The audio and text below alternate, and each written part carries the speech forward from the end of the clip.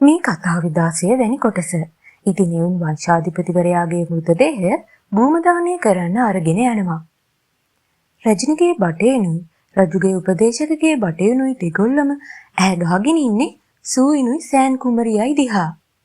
මෙතනදී හොරකල්ලි නායකයා ඇතුළු බටයින්ගේ අවධානය වෙනතකට යොමු වෙනවා. මොකද ඊතල හොරකමේ යෙදුණු හොර දෙපළ මේ පිරිසට ඉදිරියට යන්න ඉඩ නොදී බාධා කරන නිසා. ඒ වගේම රැජිනගේ බටයින් ඉස්සරහට ආන්ගේ නවාතැන්පලේ පාලිකාව ඇවිත් එයාලගේ මාර්ගයත් අවහිර කරනවා සණ්ඩුවක් ඇදලා අරගෙන. ඉතින් මේ දෙගොල්ලොගෙම අවධානය මොහොතකට සූවින්ගෙනුයි සෑන් කුමරියගෙනුයි අයින් වෙනවා. ඉතින් ඒ ටිකට සෑන් කුමරියටයි සූවින්ටයි පුළුවන් වෙනවා මෙතනින් පැන ගන්න. බටයින් කණ්ඩායම් දෙකේම ඇස ගැටෙන්නේ නැතිව. ඉතින් මේ වෙලාවේ මෙතනට ඔටුන් හිමි කුමාරයාගේ පෞද්ගලික ආරක්ෂකයෙක් එනවා සෑන් කුමරියට ඔටුන් හිමි කුමාරයාගේ ලිපිය බාර දෙන්න. ඉතින් ඔහුට සෑන් කුමරියව හොයා ගන්න වෙන්නේත් නැහැ. ඒත් ඔහුට ඊතල් හොරකම් කරපු හොර දෙපළගෙන් කෙනෙක්ව හම්බ වෙනවා රජිනගේ බටයින් මගාරින්න දුවමින් ඉඳලා. ඉතින් ඔහුගෙන් විස්තරය දැනගත්ත ඔටුන් හිමි කුමාරයාගේ පෞද්ගලික ආරක්ෂකයා මේ බව ඔටුන් හිමි කුමාරයාට දැනුම් දෙනවා. ඉතින් ඔටුන් හිමි කුමාරයා වහාම ආන්ගේ නවාතැන්පලට එනවා. එතනදී ඔටුන් හිමි කුමාරයා දැනගන්නවා සූවින් කලින්ම මේ වගේ ප්‍රශ්නයක් බලාපොරොත්තු වෙලා ඔවුන්ගෙන් උදව් ඉල්ලුවා කියලා එයාලව නවත්තන්න. මෙතනට ඔටුන් හිමි කුමාරයා එවුන් වංශාධිපතිවරයාගේ ප්‍රධාන සේවකයාත් ගෙන්වුවා සෑන් කුමරිය ගැන තොරතුරක් දැනගන්න. ඉතින් ප්‍රධාන සේවකයා කියනවා කලින් දවසේ සෑන් කුමරිය එවුන් වංශාධිපතිවරයාගේ නිවසේ වැඩ කළ සේවකයන් හැමෝවම ගෙන්නලා ඔවුන්ට ඒ නිවාසයෙන් පිට වෙලා ඈතකට ගිහින් ජීවත් වෙන්න ප්‍රමාණවත් තරම් මුදලුත් දීලා එවුන් වංශාධිපතිවරයාගේ භූමදානයෙන් පස්සේ මෙහෙන් පිට වෙලා යන්න කියලා ඉල්ලුවා කියලා. මොකද ඇය කියලා තිබුණා තම පියාගේ ධනෙ පස්සේ ලු බඳින්නත් ඔවුන්ව සොයාගෙන ඔවුන්ට වද පමුණවලා ඔවුන්ගෙන් තොරතුරු ලබා ගන්න උත්සාහ කරයි කියලා. ඒ වගේම ප්‍රධාන සේවකයාගෙන් ඔටුන් හිමි කුමාරයා දැනගන්නවා එවුන් වංශාධිපතිවරයාගේ අන්තිම කැමැත්ත උනේ සෑන් කුමරියවයි සූවින් කුමාරයාවයි බන්දලා දෙන එක කියලා. ඉතින් ඔටුන් හිමි කුමාරයා ඔවුන්ගෙන් අහනවා ඔවුන් ගියේ කොහෙද කියලා. නමුත් කවුරුත් සූවිනුයි සෑන් කුමරියයි ගියපු තැනක් ගැන දැනගෙන හිටියේ නැහැ. නමුත් ඊතල හොරකම් කරපු හොර දෙපළගෙන් කෙනෙක් ඔටුන් හිමි කුමාරයාගේ අනික් පෞද්ගලික ආරක්ෂකයාට ඔවුන් පිටව ගියපු කරත්තය පෙන්වා දී තිබුණා. නමුත් ඒ පෞද්ගලික ආරක්ෂකයා තාම පැමිණිලා තිබුණේ නැහැ. මේ අතර නගරයෙන් පිට වෙලා යන්න හදන සෑන් කුමරියගේ සේවිකාව හොරකල්ලි නායකයාව හම්බ වෙනවා ඔහුට තමන් යනවා කියලා කියන්න. ඉතින් ඔහු ඇයගෙන් දැනගන්නවා සෑන් කුමරිය නැගෙනහිර වෙරළෙන් නැවකට නගින්න බලාපොරොත්තු වෙනවා කියලා. ඉතින් මේ තොරතුර වහාම රජුගේ උපදේශකට කියන්න මොහු මෙතනින් පිටත් වෙලා යනවා. එහෙම යන්න කලින් ඔහු සෑන් කුමරියගේ සේවිකාවගේ මෝ ආවරණය ගලවා දමමින් කියන්නේ ඔයාගේ කැලැල්ල මට ප්‍රශ්නයක් නෙවෙයි නම් අනික් අයට කොහොමද ඒක ප්‍රශ්නයක් වෙන්නේ කියලා අහනවා. මෙතනදී අපට තේරෙනවා දැන් හොරකල්ලි නායකයාගේ හිතේ සේවිකාව ගැන හැඟීමක් තියෙනවා කියලා. මේ අතර ඔටුන් හිමි කුමාරයා ආපහු මාලිගාවට යනවා. ඔහුට පණිවිඩයක් එනවා රැජිනගෙන් ඇයව හමු වෙන්න කියලා. ඔටුන් හිමි කුමාරයා මුලදී හිතනවා රැජිනම හම්බ වෙන්නේ නැතිව ඉන්න. නමුත් ඔටුන් හිමි කුමාරයාගේ ඩෑන් කුමරියගේ විවාහය දින දෙකකින් පවත්වන්න තීරණය කළ නිසා ඒට සූදානම් වෙන්න ඩෑන් කුමරිය මාලිගයේ නැවතී සිටියා. ඉතින් ඇයට රැජිනගෙන් බලපෑමක් දෙයි කියලා ඔටුන් හිමි කුමාරයා රැජිනම හම්බ වෙන්න තීරණය කරනවා. මොකද රැජින හිටියේ හොඳටම කේන්තියෙන්. ඔටුන් හිමි ඉතින් මෙදිහත් වෙලා රැජිනගේ සැලසුම් සියල්ල අවුල් කරලා යුද කටයුතු බාර අමාත්‍යවරයාගේ බලය තවත් වැඩි වෙන අයුරින් කටයුතු කළ නිසා. ඉතින් රැජින ඔටුන් හිමි කුමාරයාගෙන් ඉල්ලනවා විවාහය අවලංගු කරන්න කියලා. නමුත් මේ වෙලාවේ සෑන් කුමරියව හොයාගන්න නැතිව කනස්සල්ලෙන් පසුවන ඔටුන් හිමි කුමාරයා රැජිනට තදින් කතා කරනවා. ඔහු රැජිනට කියනවා ඔබ අහිංසක මිනිස්සුන්ට කරන කුමන්ත්‍රණ සියල්ල නවත්වන්න. ඔයා කරන හැම දෙයකින්ම වෙන්නේ මම මේ ලෝකේ තනි වෙන එක. ඔයා ඔය හැමදේම කරන්නේ මම වෙනුවෙන් කිව්වට ඔයා හැම දෙයක්ම කරන්නේ ඔයා වෙනුවෙන්මයි. ඔබ මට හරියට සලකන්නේ මම ඔබගේ සෙල්ලම් බඩුවක් වගේ කියලා කියනවා. මේ වචන රැජිනගේ ඇස්වලට කඳුළු ගෙන එන්න සමත් වෙනවා. මෙතනදී රැජිනට දැනෙන අධික වේදනාව නිසා ඇගේ රෝගය තවත් වැඩි වෙනවා. මේ අතර අපිට පින්වන්නේ රජතුමාව. උපබිසව ඔහුට කියනවා අපි මාළිගයට යන්න ඕනේ. ඔටුන් හිමි කුමාරයාගේ විවාහය පැවැත්වෙනවා කියලා. ඒත් රජතුමා උපබිසවගෙන් අහන්නේ ඔටුන් හිමි කුමාරයා මැරුණද කියලා. ඉතින් රජතුමා තාමත් ඉන්නේ මත් ගතියෙන්. ඔහු කියවන්න ගන්නවා ඇයි මගේ පුතා මට මෙච්චර වෛර කරන්නේ? පොඩි කාලේදී කොච්චර hina වුණ දරුවෙක්ද? වැටුණත් hina වුණා, එයාට අම්මා බැන්නත් hina වුණා. මම පොඩි කාලේ ඔහු ගැන කොච්චර සතුටු වුණාද? ඔහු ඇයි මට වෛර කරන්න ගත්තේ? ඔහුගේ අම්මා උගන්නලාද? නැත්තම් මගේ වටේ ඉන්න උඹලා මගේ ඔළුවට එහෙම කියලා විස දැම්මද? කියලා කියනවා. ඊට පස්සේ රජතුමා නැවතත් සිහිමද තත්වයටපත් වෙනවා. ඉතින් උපබිසව කට කොනකින් hina වෙමින් රජතුමාව ඇඳේ දිගා කරනවා. මේ අතර අපිට පෙන්වනවා සෑන් කුමරියයි සූවිනුයි ගමන අතරමඟ නවතිනවා විවේක ගන්න. ඔවුන් ලෑස්ති උනේ මෙතන නිදාගෙන රැය පහන් කරන්න. ඉතින් සූවින් මෙතනදී ඔහුගේ ගමන් මල්ලේ තිබුණු මත්පැන් වර්ගයක් එළියට ගන්නවා සෑන් කුමරියට දෙන්න. මොකද ඔහු බලාපොරොත්තු වුණා මත්පැන් සමත් වෙයි කියලා සෑන් කුමරියට හොඳ නිින්දක් ළඟා කරලා දෙන්න. සෑන් කුමරිය මෙච්චර වෙලා හිතාගෙන හිටියේ සූවින් කුමාරයා නැව දක්වා පමණක් එයි කියලා. නමුත් ඇය මෙතනදී දැනගන්නවා ඔහු ඇයගේ ගමනාන්තය දක්වා විතරක් නෙමෙයි ජීවිත කාලය පුරාවටත් ඇය සමග ඉන්න යන බව. ඉතින් මෙතනදී සූවින් කියනවා ඔබගේ පියාගේ බලාපොරොත්තු වුණේ ඒක කියලා. නමුත් සෑන් කුමරිය ඒකට කිසිම පිළිතුරක් දෙන්නේ නැහැ. ඇය යමක් ගැන කරදර වුණා. ඉතින් සූවින් අහනවා ඔයා ඒකට කැමති නැද්ද? ඔයා ඒකට කැමති නැත්තේ ඔටුන් හිමි කුමාරයා නිසාද කියලා. මේ අතර අපිට පෙන්වන්නේ රජුගේ උපදේශකගේ ආරක්ෂකයයි ඔටුන් හිමි කුමාරයාගේ පෞද්ගලික ආරක්ෂකයයි දෙගොල්ලම සූවින් හා සෑන් කුමරිය පස්සේ ලුහු බඳිනවා. මේ අතර ඔටුන් හිමි කුමාරයා යනවා දැන් මාලිගයේ වෙසෙන ඩෑන් කුමරියව බලන්න. ඔහු ඇයට කියනවා කවුරු හරි ඔයාට කරදර කරනවා නම් මට කියන්න කියලා. ඒ වගේම ඔහු කියනවා සමා වෙන්න අපේ විවාහය ඉක්මනින් පැවැත්වෙන එක ගැන. හැමදේම ගොඩක් කෙටියෙන් ඉවර වෙයි. විවාහ උත්සවය ගොඩක් සුඛෝපභෝගී වෙන එකක් නැහැ. ඊට සමා වෙන්න කියලා. ඉතින් ඩෑන් කුමරිය මෙතනදී කියන්නේ ඒකට කමක් නැහැ. ගොඩක් දේවල් ලබා ගන්න තණ්හා වුණොත් දෙවියන්ගෙන් දඩුවම් ලැබෙවි. ඒත් මට දැනගන්න ඕනේ දෙයක් තියෙනවා. තාමත් මම ඔබේ හිතේ පළවෙනි අයිතිකාරයා නෙමෙයි නේද? මට කවදාවත්ම ඔබේ හිතේ පළවෙනියා වෙන්න බැරි වෙයි නේද? මම එහෙම අහන එකත් වැරදි නේද? කියලා අහනවා. මේකට පිළිතුරක් නොදෙන ඔටුන් හිමි කුමාරයා ඔහු ළඟ ඉන්න ඔහුගේ විශ්වාසතම හා දක්ෂතම පෞද්ගලික ආරක්ෂකයෙකුට කතා කරලා කියනවා ඔටුන් හිමි කුමරියට බය නැතිව නිදා ගන්න පුළුවන් වෙන විදිහට අද ඉඳන් ඔබ මාව වෙනුවට ඇයව ආරක්ෂා කරන්න කියලා. ඊට පස්සේ ඔටුන් හිමි කුමාරයා ඩෑන් කුමරියකින් සමුගෙන මෙතනින් පිට වෙලා යනවා. මේ අතර අපිට පෙන්වන්නේ සූවිනුයි සෑන් කුමරියයි. දැන් රැ වෙලා හින්දා සෑන් කුමරිය එතනම තිබුණු ගල් කුලකට ඇලවෙලා නිින්දට වැටෙනවා. සූවින් ඔහු ළඟ තිබුණු පොරවණයක් සෑන් කුමරියට පොරවනවා. ඒත් සෑන් කුමරියට නිින්ද ගිහින් තිබුණේ නැහැ. ඉතින් ඇය බලාගෙන ඉන්නවා සියල්ලම අත්හැරලා දාලා තමා එක්ක ආපු මේ පිරිමි ළමයා දිහා. මේ වෙලාවේ සූවින්ගේ සෑන් කුමරියගේ ඇස් එකිනෙක ගැටෙනවා. ඒ වෙලාවේ ඇගේ ඇස්වල තිබුණු පණිවිඩය අඳුනගන්න සූවින්ට අමාරුුනේ නැහැ. ඉතින් සූවිනුත් ඇගේ ඇස් දෙක දිහාම බලාගෙන ඉන්නවා. ඉතින් කුමරිය මේ වෙලාවේ ඇගේ පොරවණය හිස දක්වාම ඉහළට ඇද ගන්නවා සූවින්ගේ ඇස් මග අරින්න. ඉතින් පහුවදාට උදේ වෙනවා. සෑන් කුමරිය නැගිටලා බලද්දි සූවින්ව පේන්න හිටියේ නැති නිසා ඇය ඔහුව හොයාගෙන යනවා. බලද්දි ඔහු ළඟ පිහිටි පොකුණකින් මාළු අල්ලන්න උත්සාහ කරමින් හිටියා. ඉතින් සෑන් කුමරියත් සූවින්ට මාළු අල්ලන්න උදව් වෙන්න යනවා. ඒ වුණත් මේ දෙන්නා වැඩි හරියක් කරන්නේ වතුර එක සෙල්ලම් කරන එක. පොකුණ මැද ඉන්න සූවින්ට එතකොටම දකින්න ලැබෙන්නේ එහා අයුරේ ඉන්න හොරකල්ලි නායකයා ඇතුළු බටයින්ව. ඉතින් සූවින් සෑන් කුමරියගේ අතින් ඇදගෙන එතනින් පැනලා යන්න හදනවා. ඒත් ඔවුන් දෙදෙනා මේ බටයින්ට අසු වෙනවා. හොරකල්ලි නායකයා කියනවා සූවින්ට ඔහු සමග යන්න එන්න ඒකට විරුද්ධ වුණොත් විරුද්ධ වෙන්න හේතුව මරලා දානවා කියලා සෑන් කුමරියව පෙන්නමින්. ඉතින් මෙතන ආරක්ෂකයින් ගොඩක් ඉන්න නිසා සූයින්ට තනිවම සටන් කරලා බේරෙන්නත් නොහැකි තත්වයකුයි තිබුණේ. ඉතින් සූයින් මොවුන් එක්ක යන්න එකග වෙමින් සෑන් කුමරියට යෑමට ඉඩ දෙන ලෙස කියනවා.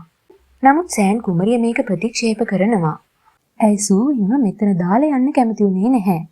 නමුත් සූයින් සෑන් කුමරියට කියනවා ඔයා කොහේ හිටියත් මම ඔයාව හොයාගෙන එනවා කියලා. ඊට පස්සේ ඇයව ආරක්ෂිතව මෙතනින් පිට කරනවා. මේ වුණ හැම දෙයක්ම ඔටුන් හිමි කුමාරයාගේ පුද්ගලික ආරක්ෂකයා බලාගෙනයි හිටියේ. ඉතින් සෑන් කුමරිය ඔවුන් නැවතිලා හිටපු තැනට එනවා. ඇයගේ බඩු ටික එකතු කරගෙන රජුගේ උපදේශකගේ බටින් පස්සේ යන්න. එතනට ඔටුන් හිමි කුමාරයාගේ පෞද්ගලික ආරක්ෂකයා එනවා. ඉතින් සෑන් කුමරිය ඔහුගෙන් ඉල්ලනවා සූයින්ව බේරා ගන්න සර්පපච්චයේ තියෙන මිනිසයා ඔහුව අරගෙන ගියා කියලා. ඒත් ඔහු කියනවා ඔහුව පැහැරගෙන ගියා වගේ පෙනුනේ නැහැ. ඔහුට කරදරයක් වෙන එකක් නැහැ කියලා. ඊට පස්සේ ඔහු ඔටුන් හිමි කුමාරයා දුන්න ලිපිය ඇයට දෙනවා. ඉතින් සෑන් කුමරිය ලිපිය කියවා බලනවා. ඉතින් ඔටුන් හිමි කුමාරයා මුද්ද පාවිච්චි කරලා ඉල්ලලා තිබුණා ඔහු ළඟට එන්න කියලා සෑන් කුමරියගෙන්. මේ අතර ලී ගුරුතුමා ජෙනරල් වරුන්ගේ ඉල්ලීම මත ඔටුන් හිමි කුමාරයාව හම්බ වෙන්න ඇවිත් තිබුණා. ඔටුන් හිමි කුමාරයා හිතන්නේ ඔහු පැමිණියේ රාජකීය විවාහ මංගල්‍යයට සහභාගී වෙන්න කියලා. නමුත් ඔහු ඇවිත් තිබුණේ යුද හමුදාවේ දානේ සොරකම ගැන කතා කරගන්න.